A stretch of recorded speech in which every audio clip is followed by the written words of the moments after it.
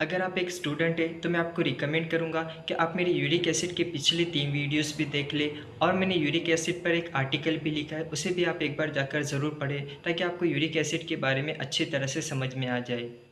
Uric acid क्या है? जिस तरह आपने प्रोटीन, क्रेटीन, कार्ब सुना होगा, उसी तरह एक कंपाउंड है प्यूरिन। नेचुरली हमारी बॉडी प्यूरिन बनाती है और जो फूड हम खाते हैं उससे भी हमें प्यूरिन मिलता है।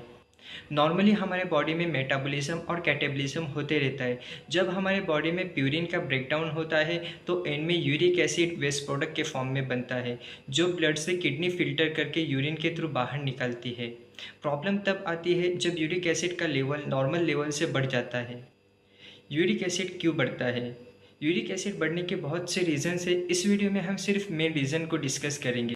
अगर आपके किडनी में कोई प्रॉब्लम हुई हो जिसकी वजह से आपकी किडनी ब्लड से यूरिक एसिड को फिल्टर करके यूरिन के थ्रू बाहर नहीं निकालती है तो आपका यूरिक एसिड लेवल बढ़ेगा। अगर आपका वाटर इंटेक कम है, आप डिहाइड्रेट रहते हैं, तो उससे भी आपका यूरिक एसिड लेवल बढ़ेगा, क्योंकि आपका यूरिक एसिड यूरिन के थ्रू बहुत कम बाहर निकल रहा है। अगर आप कोई मेडिसिन ले रहे हैं तो उससे भी आपका यूरिक एसिड लेवल बढ़ेगा। अगर आप हाई प्यूरिन फूड खाते हैं तो उससे भी आपका यूरिक एसिड लेवल बढ़ेगा। हाई प्यूरिन फूड का चार्ट आपको स्क्रीन पर शो हो रहा होगा, उसे आप एक बार ज़रूर पढ़ें। अगर आपका किडनी फंक्शन भी प्रॉपर है और आप कोई हाई प्यूरिन फूड भी इंटेक नहीं करते हैं, लेकिन आप पैक फूड और जूस का इंटेक ज़्यादा करते हैं, तो उससे भी आपका यूरिक एसिड लेवल बढ़ेगा, क्योंकि अक्सर कंपनी अपने प्रोडक्ट के अंदर high fructose corn syrup add करती है स्वीटनर्स के लिए।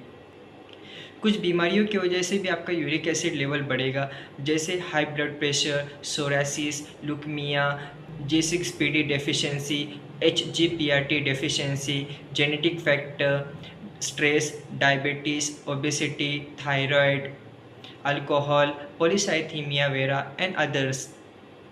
अगर आपके जॉइंट्स में पेन है तो मैं आपको रिकमेंड करूँगा कि आप uric acid, triglyceride, HbA1c, thyroid, G6PD का टेस्ट कराएं।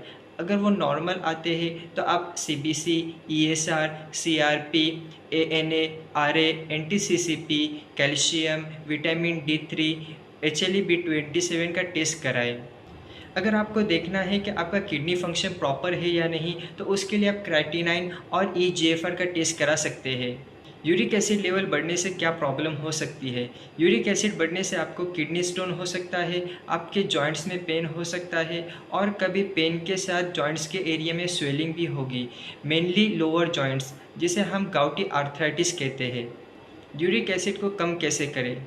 वो सारी चीज़ें जिससे प्यूरिन लेवल बढ़ता है उसे कंज्यूम करना कम करें और वाटर का इंटेक बढ़ाएं।